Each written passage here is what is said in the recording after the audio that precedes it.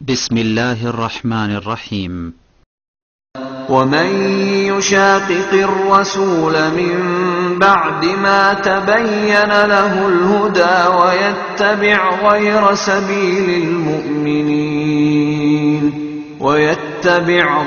سبيل المؤمنين نوله ما تولى ونصله جهنم وساءت مصيرا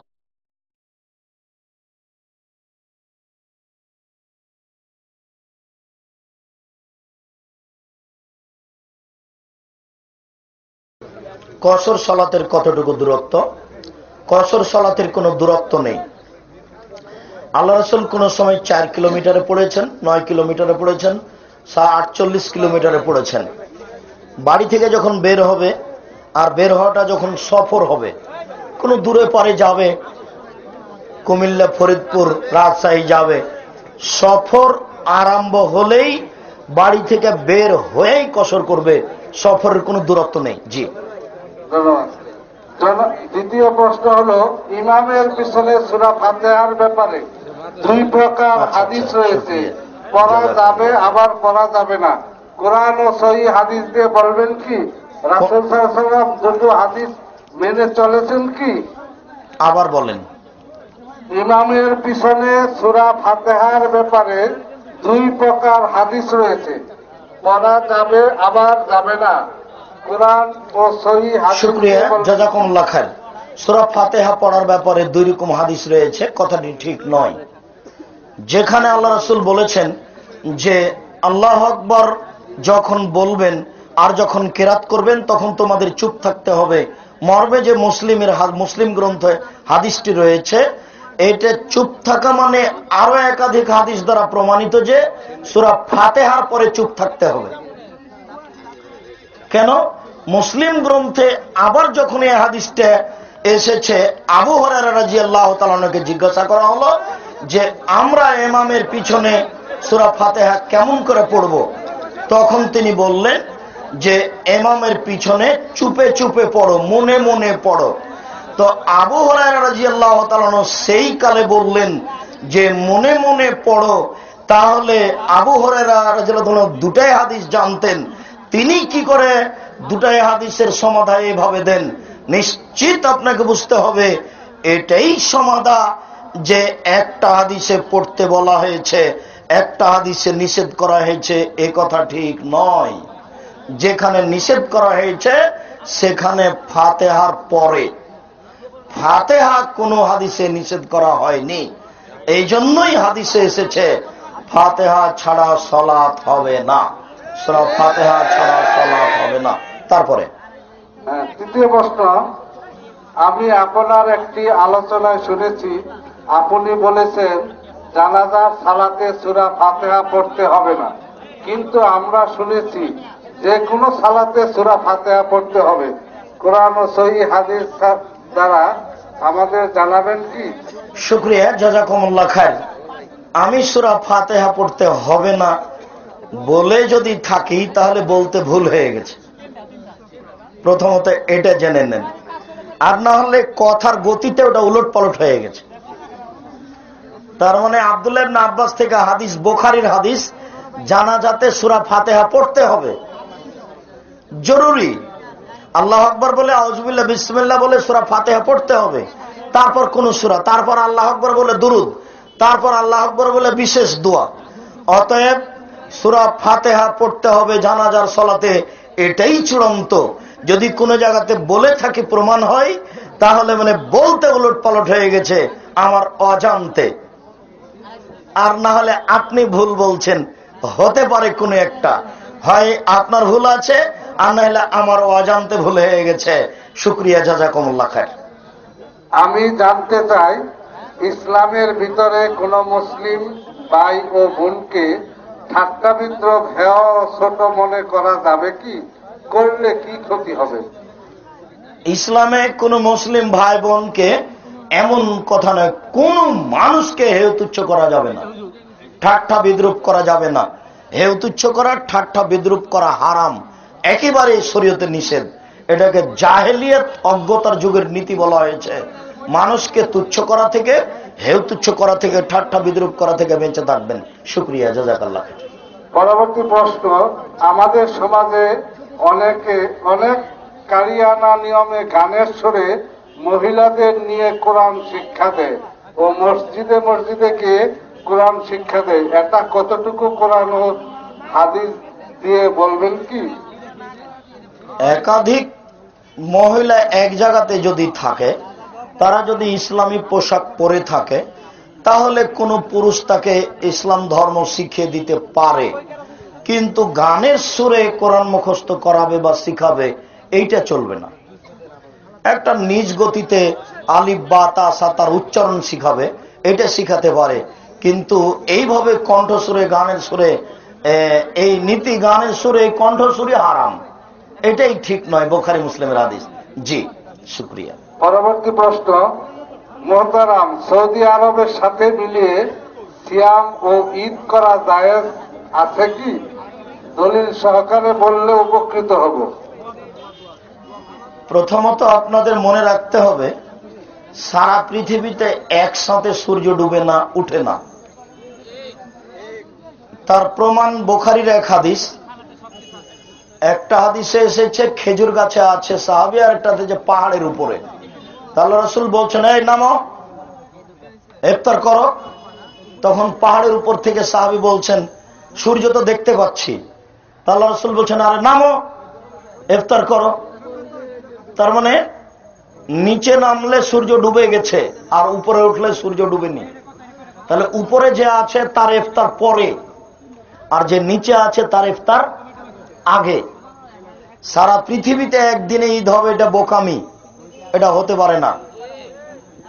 সারা পৃথিবীতে বিভিন্ন দিনে ঈদ হতে পারে। সারা পৃথিবীতে প্রায় 40 থেকে 48 ঘন্টার ব্যবধান আছে। কোন কোন দেশে 6 মাস আছে রাত আর 6 মাস আছে দিন। তাহলে এটা হয় কি করে? তাহলে তারা ইবাদত করবে কিভাবে? ওতে আল্লাহ রাসূল বলে দিয়েছেন যে দিনকে হিসাব করে 24 ঘন্টাতে যতবার আসে সালাত তারা ওইভাবে পড়বে। কোনোদিনই নয় সারা পৃথিবীতে একদিন ঈদ হতে পারে না, একদিন রোজা হতে পারে না। বিভিন্ন দিন ঈদ হবে, বিভিন্ন দিনে সিয়াম হবে। এ কথাই ঠিক, এটাই চূড়ান্ত। যেটাতে আল্লাহ রাসূল বলেছেন, আফতরুলে রুয়াতুকুম ওয়াসুমুলে রুয়াতুকুম, তোমরা সিয়াম থাকো, সূর্য চন্দ্র দেখে সিয়াম ছাড়ো চন্দ্র দেখে। এটা এলাকা ভিত্তিকই কথা, এক সারা পৃথিবীর জন্য নয়। শুকরিয়া, জাযাকুমুল্লাহ খায়র। পরবর্তী প্রশ্ন, যদি কেউ মহারণার টাকা না দিয়ে এই মেলামেশা করে, তাহলে সেটা কি হালাল হবে না হারাম হবে? বিবাহের জন্য মহারণা নির্ধারণ করা জরুরি। মহারণা সেই দিন দিতে হবে এটা জরুরি নয়। মহারণা বাকি রেখে মেলামেশা সংসার চলে। প্রমাণ, আল্লাহ রাসূল বললেন যে তুমি কোরআন জানো? জি জানি। তাহলে কোরআন শিখিয়ে দিও, তার বিনিময়ে আমি বিবাহ দিয়ে দিলাম। তো কোরআন সেদিনই শিখিয়ে দিবে না দেরিতে? তো মেলামেশা তো সেদিন থেকেই চালু, শিখাতে তো বহু সময় লাগবে। বুখারী মুসলিম। মোহর নির্ধারণ হতে হবে, এটা জরুরি। সেই রাতেই দিতে হবে, এটা জরুরি নয়। তবে দিতে হবে, এটা জরুরি, বাধ্য, দিতেই হবে। যদি না দেয় তাহলে বিচারের মাঠে নেকি দিয়ে বুঝিয়ে দিতে হবে। মহারানা কর্য স্বরূপ দিতেই হবে। শুকরিয়া। পরবর্তী প্রশ্ন, বিবাহের মধ্যে সবচেয়ে কম মহারণা কত নির্ধারণ করা যাবে? বিবাহের মধ্যে সবচেয়ে কম মহারণা কত হবে তা রাসূল সাল্লাল্লাহু আলাইহি ওয়াসাল্লাম উল্লেখ করেননি। তবে বলেছেন ওই বিবাহতে বেশি বরকত হয় যে বিবাহতে মোহর কম হয়। ওই বিবাহতে বেশি বরকত হয় যাতে মোহর কম হয়। তবে আল্লাহ রাসূলের এক স্ত্রীর বিবাহতে অনেক টাকা মোহর ছিল, আজকের বাজারে প্রায় 50 লক্ষ হবে। অতএব মোহর নির্ধারণ হবে ছেলের অর্থের গতির উপরে, তার পিতার অর্থের গতির উপরে, এ কথাই ঠিক। তবে মোহর কম হওয়া তুলনামূলক ভালো। শুকরিয়া, জাযাকুমুল্লাহ খায়র। পরবর্তী প্রশ্ন, বিড়ি ও সিগারেটের বিজ্ঞাপন যুক্ত টি শার্টে নামাজ পড়লে নামাজ হবে কি? আবার বুঝতে পারিনি কথা। বিড়ি ও সিগারেটের বিজ্ঞাপন যুক্ত টি শার্টে নামাজ পড়লে নামাজ হবে কি? বিড়ি এবং সিগারেটের বিজ্ঞাপন, ও আচ্ছা আচ্ছা, তা হবে, তবে ওই জিনিস হারাম। ওই জিনিস না নেওয়া ভালো, ওটাকে সহযোগিতা করা হলো, অ্যাডভার্টাইজটাকে সহযোগিতা করা হলো, ওই কাজটা হারাম, এতে সলাৎ হয়ে যাবে। তো অন্যায়ের সহযোগিতা করা হলো, এই জন্য নেওয়া যাবে না। জি, অন্যায়ের সহযোগিতা করা হলো, এই জন্য নেওয়া যাবে। পরবর্তী প্রশ্ন, কোরআন তেলাওয়াতে আছে আউযুবিল্লাহ বিসমিল্লাহ পড়তে হয়, কিন্তু বর্তমানে কিছু হুজুরদের দেখি প্রত্যেক কোরআন তেলাওয়াতের আগে ওনারা সূরা তোহার 25 থেকে 28 আয়াত পর্যন্ত এবং নিয়ম করে দুরূদ শরীফ পড়ে। সুতরাং ওস্তাদ এ বিষয়ে শরীয়তের হুকুম কি? শুকরিয়া, জাযাকুমুল্লাহ খায়র। সূরা তাহার 25 নম্বর আয়াত পড়তে হবে, এরকম কোন বিধান রাসূল সাল্লাল্লাহু আলাইহি সাল্লাম থেকে প্রমাণিত নয়। রাসূল সাল্লাল্লাহু আলাইহি সাল্লাম জনগণের সামনে দাঁড়ালে কোরআন মাজিদ পড়তেন এবং তার ব্যাখ্যা করতেন, এটাই হলো উপদেশ। এতে কোরআন মাজিদ যখন পড়বে তখন যদি সূরার প্রথমে হয় তাহলে আগে প্রথমে আউযুবিল্লাহ পরে বিসমিল্লাহ, আর যদি সূরার প্রথমে না হয় মধ্যে হয় তাহলে বিসমিল্লাহ পড়তে পাবে না, শুধু আউযুবিল্লাহ পড়বে। জি, তোমরা তোমাদের আমলগুলো বরবাদ করে দিও না, আল্লাহ পাক এই আয়াত কোন প্রেক্ষাপটে বলেছিল? যদি সঠিক হাদিস দ্বারা জানাতেন তাহলে খুশি হতাম। আমল বরবাদ করে দিয়ে না, এইখানে আল্লাহ তাআলা এই বিষয়ে আরো বিভিন্ন জায়গাতে আল্লাহ তাআলা বলেছেন যে মানুষ আমল করে কিন্তু আমল তার নষ্ট হয়ে গেছে, সেটা ও বুঝে না। সেটা হলো এই যে মানুষ যদি আমল করে আর তার শিরক এবং বিদআত থাকে তাহলে সে আমল বরবাদ হবেই। আল্লাহ তাআলা বলেছেন তোমরা আল্লাহকে মান্য করো, রাসূলের আনুগত্য করো, তোমাদের আমল বরবাদ করো না, বাতিল করো না। শিরক বিদআত থাকলে আমল বরবাদ হয়, তাই আল্লাহ তাআলা ওখানে সতর্ক করেছেন। বেতরের নামাজ এর দোয়া কুনুত পড়ার সঠিক নিয়ম কি? হাত বেঁধে নাকি মোনাজাত ধরে? এই বিষয়টি একটি গুরুত্বপূর্ণ বিষয়, মানুষ ভুল বুঝে, মানুষ বুঝতেই পারছে না বেতের বিষয়টি কেমন। প্রথমে একটা কথা মনে রাখবেন, বেতের পড়লেই কুনুত পড়তে হবে এই কথাটা ঠিক নয়, এইটা আগে ঠিক করে নেন। মানে বেতের পড়লেই কুনুত পড়তে হবে এই কথাটা ঠিক নয়। কেউ যদি কোনোদিন দোয়ায় কুনুত পড়তে চাহে তাহলে ভিতরে পড়তে হবে, এটা হলো শরীয়ত। কেউ যদি কোনোদিন দোয়ায় কুনুত পড়তে চাহে তাহলে কোথায় পড়বে? ভিতরে সালাতে পড়বে, এটা হলো শরীয়ত। কেউ যদি কোনোদিন দোয়ায় কুনুত পড়তে চাহে, আল্লাহ রাসূল রমাজান ছাড়া দোয়ায় কুনুত পড়তেন না, কোনোদিন পড়েননি। আর সাহাবীগণ মাঝে মধ্যে এমনি টাইমে পড়তেন। আগে এইটা স্পষ্ট করে নেন, আগে জেনে নেন যে প্রতিদিন দোয়ায় কুনুত পড়তে হবে না। এরপরে বলেন যে রুকুর আগে পড়বো না পরে পড়বো। রুকুর আগে হাত বাঁধা অবস্থায় পড়ে নেন, তবে আল্লাহুম্মা নাস্তাইনুকা ওয়া নাস্তাগফিরুকা এটা নয়, এটা দোয়ায়ে কুনুত না, এটা কুনুতের রাত নাজেলা। দোয়ায়ে কুনুত হচ্ছে আল্লাহ মাহদিনি ফিমান হাদাইতা ওয়া আফিনি ফিমান আফাইতা ওয়া তাওয়াল্লানি ফিমান তাওয়াল্লাইতা, এইটা হলো দোয়ায়ে কুনুত। এটা পড়বেন হাত বেঁধেই, এটাই হলো বুখারী মুসলিমের হাদিস।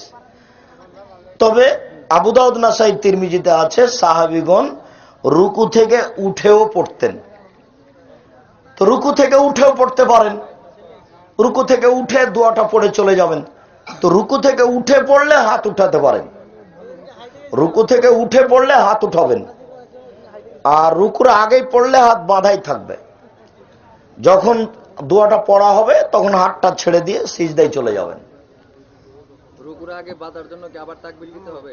রুকুর আগে বাঁধার জন্য তাকবীর দিতে হবে না, কেরাত শেষ হয়ে গেলে দোয়াটা পড়ে নিতে হবে, দোয়া পড়ে রুকুতে চলে যেতে হবে। দোয়া শেষ হলে মুখ মাসা করতে হবে না, মুখ মুছে নিতে হবে না, তারপরে। পরবর্তী প্রশ্ন, রাসূল সাল্লাল্লাহু আলাইহি ওয়াসাল্লাম মাটির তৈরি না নূরের তৈরি, দয়া করে বলবেন কি?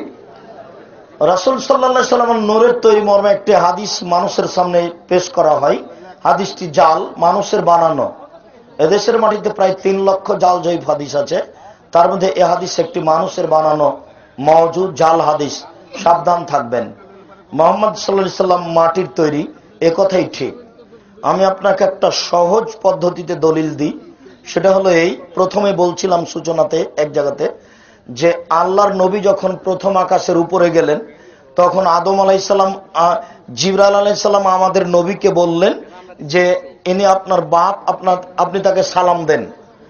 তো আদম আলাইহিস সালাম আমাদের নবীর পিতা, তাই কি না? তো আদম আলাইহিস সালাম যদি আমাদের নবীর পিতা হন, তো আদম আলাইহিস সালাম মাটির তৈরি না নূরের তৈরি? তো বাপ হবেন মাটির তৈরি, বেটা হবেন নূরের তৈরি, এ কোন বোকামি কথা? এক।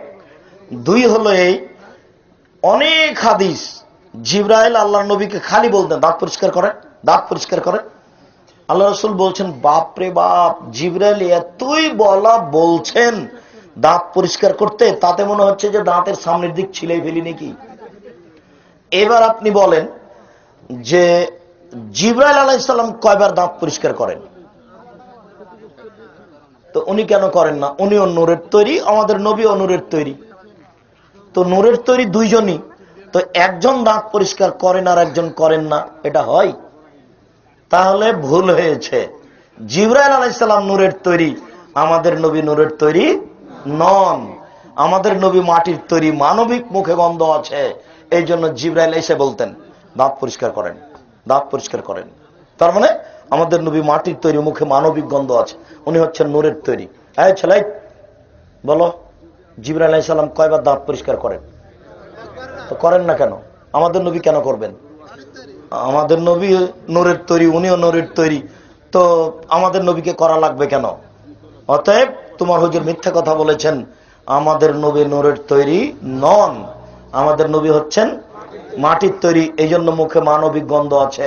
এই জন্য জিবরাইল আলাইহিস সালাম আমাদের নবীকে বলেন যে আপনি দাঁত পরিষ্কার করেন। জাযাকুমুল্লাহ খায়ের। তারপর পরবর্তী প্রশ্ন, জাকির নায়েকের লেকচার কাটিং করে অপপ্রচার করা হচ্ছে, আহলে হক মিডিয়ার মাধ্যমে এ সম্পর্কে জানতে চাই। নাম দিয়েছে আহলে হক মিডিয়া, নাউজুবিল্লাহ মিন যালিক। মানুষ যদি দুনিয়াতে প্রতারক হিসেবে দেখতে চায়, তাহলে এই মানুষগুলিকে দেখতে পারবে যে প্রতারক কাকে বলে। আর এদের যে বিচারের মাঠে কি বিচার হবে, আল্লাহু সামাদ। আল্লাহ এদেরকে এত নিম্নমানের করে সৃষ্টি করেছেন, ওদের ভাগ্য। কিভাবে যেইটুকু কথাতে মানুষটাকে অপমান করতে পারবে সেইটুকু কথা ধরেছে, আগে পিছে ধরেনি। আমি বললাম যে মানুষের পেশাব ভয়াবহ, মানুষের পেশাব এক ফোঁটা অর্ধ ফোঁটা একটু যদি গায়ে কাপড়ে ছিটে পড়ে যায় তাহলে আর সালাত হবে না। আপনারা মানুষের পেশাব থেকে সাবধান থাকুন।